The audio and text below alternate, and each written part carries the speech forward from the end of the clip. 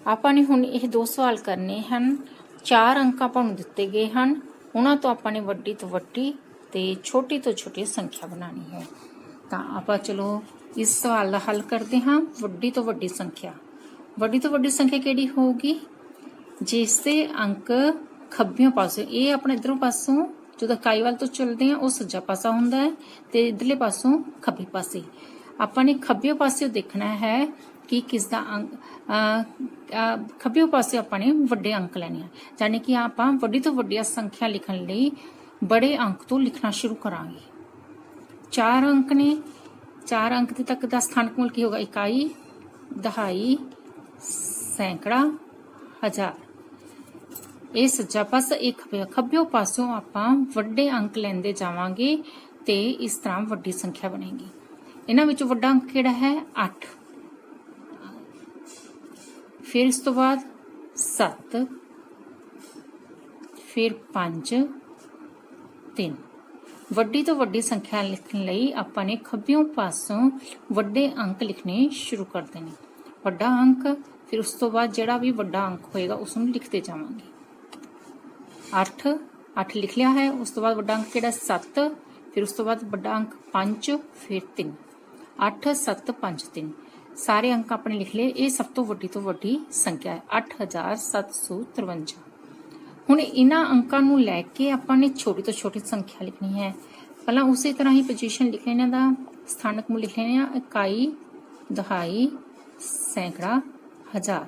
ਛੋਟੀ ਤੋਂ ਛੋਟੀ ਸੰਖਿਆ ਲਿਖਣ ਲਈ ਆਪਾਂ ਨੇ ਛੋਟੇ ਅੰਕ ਤੋਂ ਸ਼ੁਰੂ ਕਰਨਾ ਹੈ, ਖੱਬਿਓਂ ਪਾਸੋਂ ਛੋਟੇ ਅੰਕ ਤੋਂ। ਸਭ ਤੋਂ ਛੋਟਾ ਅੰਕ ਇਹਨਾਂ ਚ ਕਿਹੜਾ ਹੈ? 3। ਉਸ ਤੋਂ ਬਾਅਦ ਛੋਟਾ ਅੰਕ ਕਿਹੜਾ ਹੈ? 3 ਲਿਖਿਆ, 5। 3 ਤੇ 5 ਵੀ ਆਪਾਂ ਲਿਖਿਆ। ਉਸ ਤੋਂ ਬਾਅਦ ਛੋਟਾ ਅੰਕ 7, ਫਿਰ 8। ਇਹ ਹੋ ਗਈ ਆਪਣੀ ਛੋਟੀ ਤੋਂ ਛੋਟੀ ਸੰਖਿਆ 3578। ਬਿਲਕੁਲ ਵੱਡੀ ਤੋਂ ਵੱਡੀ ਸੰਖਿਆ ਦਾ ਬਿਲਕੁਲ ਉਲਟ ਹੋ ਗਿਆ। ਤੇ 8 7 5 3 ਸੀ ਤੇ 3 5 7 8, ਕਿਉਂਕਿ ਇਸ ਚ ਆਪਾਂ ਖੱਬਿਓਂ ਪਾਸੇ ਵੱਡੇ ਅੰਕ ਤੋਂ ਸ਼ੁਰੂ ਹੋਏ ਸੀ। ਛੋਟੀ ਤੋਂ ਛੋਟੀ ਸੰਖਿਆ ਵਿੱਚ ਆਪਾਂ ਖੱਬਿਓਂ ਪਾਸੇ, ਇਹ ਆਪਣਾ ਸੱਜਾ ਪਾਸਾ, ਇੱਕ ਖੱਬਾ ਪਾਸਾ, ਖੱਬਿਓਂ ਪਾਸਿਓਂ ਆਪਾਂ ਛੋਟੇ ਤੋਂ ਛੋਟੇ ਅੰਕ ਤੋਂ ਸ਼ੁਰੂ ਹੋਏ ਸੀ। 3 5 7 8। ਤਾਂ ਇਹ ਹੋ ਗਈ ਵੱਡੀ ਤੋਂ ਵੱਡੀ ਸੰਖਿਆ, ਇਹ ਹੋ ਗਈ ਆਪਣੀ ਛੋਟੀ ਤੋਂ ਛੋਟੀ ਸੰਖਿਆ। ਹੁਣ ਅਗਲਾ ਸਵਾਲ ਦੇਖੋ। ਅੰਕਾਂ 2 3 0 9 ਤੋਂ 4 ਅੰਕਾਂ ਦੀ ਵੱਡੀ ਤੋਂ ਵੱਡੀ ਅਤੇ ਛੋਟੀ ਤੋਂ ਛੋਟੀ ਸੰਖਿਆ ਬਣਾਓ। ਪਹਿਲੇ ਵਾਲਾ ਹੀ ਰੂਲ, ਪਹਿਲਾਂ ਆਪਾਂ ਉਵੇਂ ਸਥਾਨ ਲਿਖ ਲਾਂਗੇ ਇਹਨਾਂ ਦੇ। ਸਥਾਨਕ ਮੁੱਲ ਇਕਾਈ, ਦਹਾਈ, ਸੈਂਕੜਾ, ਹਜ਼ਾਰ। ਹੁਣ ਆਪਾਂ ਖੱਬਿਓਂ ਪਾਸਿਓਂ ਵੱਡੇ ਅੰਕ ਤੋਂ ਸ਼ੁਰੂ ਹੋਵਾਂਗੇ। ਇਹਨਾਂ ਵਿੱਚ ਵੱਡਾ ਅੰਕ ਕਿਹੜਾ ਹੈ? 9। 9 ਆਪਾਂ ਲਿਖ ਲਿਆ। ਉਸ ਤੋਂ ਬਾਅਦ ਵੱਡਾ ਅੰਕ 3, ਫਿਰ 2, ਫਿਰ 0। ਤਾਂ ਇਹ ਹੋ ਗਈ ਆਪਣੀ ਵੱਡੀ ਤੋਂ ਵੱਡੀ ਸੰਖਿਆ 9320। ਹੁਣ ਆਪਾਂ ਨੇ ਛੋਟੀ ਤੋਂ ਛੋਟੀ ਸੰਖਿਆ ਲਿਖਣੀ ਹੈ। ਇਕਾਈ, ਦਹਾਈ, ਸੈਂਕੜਾ, ਹਜ਼ਾਰ। ਛੋਟੀ ਤੋਂ ਛੋਟੀ ਸੰਖਿਆ ਲਈ ਆਪਾਂ ਨੂੰ ਛੋਟੇ ਅੰਕ ਤੋਂ ਸ਼ੁਰੂ ਕਰਨਾ ਪਏਗਾ। ਇਹਨਾਂ ਵਿੱਚ ਸਭ ਤੋਂ ਛੋਟਾ ਅੰਕ ਕਿਹੜਾ ਹੈ? 0। ਲੇਕਿਨ ਆਪਾਂ 0 ਸਭ ਤੋਂ ਅੱਗੇ ਨਹੀਂ ਲਗਾਵਾਂਗੇ, ਕਿਉਂਕਿ 0 ਜੋ ਸਭ ਤੋਂ ਅੱਗੇ ਲੱਗਦਾ ਹੈ ਉਸ ਦੀ ਵੈਲਿਊ ਬਿਲਕੁਲ 0 ਹੀ ਹੋ ਜਾਂਦੀ ਹੈ। ਠੀਕ ਹੈ, ਉਸ ਦਾ ਕੋਈ ਮੁੱਲ ਨਹੀਂ ਪੈਂਦਾ। ਤਾਂ ਆਪਾਂ ਨੇ 0 ਤੋਂ ਬਾਅਦ ਜਿਹੜਾ ਛੋਟਾ ਅੰਕ ਹੈ ਪਹਿਲਾਂ ਉਹ ਲੈਣਾ ਹੈ। 2000। ਹੁਣ ਆਪਾਂ ਦੂਸਰੇ ਨੰਬਰ ਤੇ 0 ਲੈ ਸਕਦੇ ਹਾਂ। ਦੂਸਰੇ ਨੰਬਰ ਤੇ ਆਪਾਂ 0 ਲਵਾਂਗੇ, ਸਭ ਤੋਂ ਅੱਗੇ ਨਹੀਂ ਲਿਖ ਸਕਦੇ। ਸਭ ਤੋਂ ਅੱਗੇ ਲਿਖਾਂਗੇ ਤਾਂ ਇਹਦੀ ਜਿਹੜੀ ਵੈਲਿਊ ਹੈ ਬਿਲਕੁਲ 0 ਹੀ ਹੋ ਜਾਏਗੀ, ਇਸ ਦਾ ਕੋਈ ਮੁੱਲ ਨਹੀਂ ਪਏਗਾ। ਤਾਂ ਆਪਾਂ ਨੇ ਇਸ ਨੂੰ ਪਹਿਲੇ ਸਥਾਨ ਤੇ ਰੱਖਣ ਦੀ ਬਜਾਏ ਕਿਹੜੇ ਸਥਾਨ ਤੇ ਰੱਖਾਂਗੇ? ਦੂਸਰੇ ਸਥਾਨ ਤੇ, ਜਦੋਂ ਆਪਾਂ ਨੇ ਛੋਟੀ ਤੋਂ ਛੋਟੀ ਸੰਖਿਆ ਲਿਖਣੀ।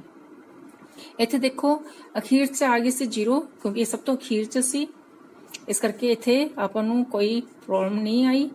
ਤਾਂ ਇਹਦਾ ਮੁੱਲ ਇੱਥੇ ਪੈ ਗਿਆ ਇਕਾਈ ਵਾਲੀ ਜਗ੍ਹਾ ਤੇ।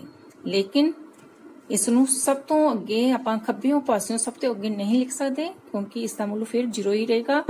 ਇਸ ਦੀ ਅੰਕਾਂ ਵਿੱਚ ਇਸ ਦੀ ਗਿਣਤੀ ਨਹੀਂ ਹੋਏਗੀ। ਤਾਂ 0 ਨੂੰ ਆਪਾਂ ਨੇ ਦੂਸਰੇ ਸਥਾਨ ਤੇ ਲੈ ਕੇ ਆਉਣਾ ਹੈ, ਸੈਂਕੜੇ ਵਾਲੇ ਸਥਾਨ ਤੇ। ਹੁਣ 2 0 ਹੋ ਗਿਆ। ਇਸ ਤੋਂ ਬਾਅਦ ਛੋਟਾ ਅੰਕ ਕਿਹੜਾ ਹੈ? 3। ਤੇ ਫਿਰ ਇਸ ਤੋਂ ਬਾਅਦ 9 2 0 3 9 ਖੱਬੇ ਪਾਸੇ ਆਪਾਂ ਸਭ ਤੋਂ ਛੋਟੇ ਅੰਕ ਤੋਂ ਸ਼ੁਰੂ ਹੋਏ। 0 ਆਪਾਂ ਨੇ ਪਹਿਲੇ ਸਥਾਨ ਤੇ ਨਹੀਂ ਲਗਾਉਣਾ, ਉਹਨੂੰ ਦੂਸਰੇ ਸਥਾਨ ਤੇ ਰੱਖਾਂਗੇ। 0 ਨੂੰ ਆਪਾਂ ਸਭ ਤੋਂ ਅੱਗੇ ਨਹੀਂ ਲੈ ਜਾ ਸਕਦੇ ਖੱਬੇ ਪਾਸਿਓਂ, ਇਸ ਕਰਕੇ 2 0 ਫਿਰ 3 ਫਿਰ 9, ਇਹ ਹੋ ਗਿਆ 2039। ਇਹ ਹੋ ਗਈ ਆਪਣੀ ਛੋਟੀ ਤੋਂ ਛੋਟੀ ਸੰਖਿਆ। ਵੱਡੀ ਤੋਂ ਵੱਡੀ ਸੰਖਿਆ 9320, ਛੋਟੀ ਤੋਂ ਛੋਟੀ ਸੰਖਿਆ 2039।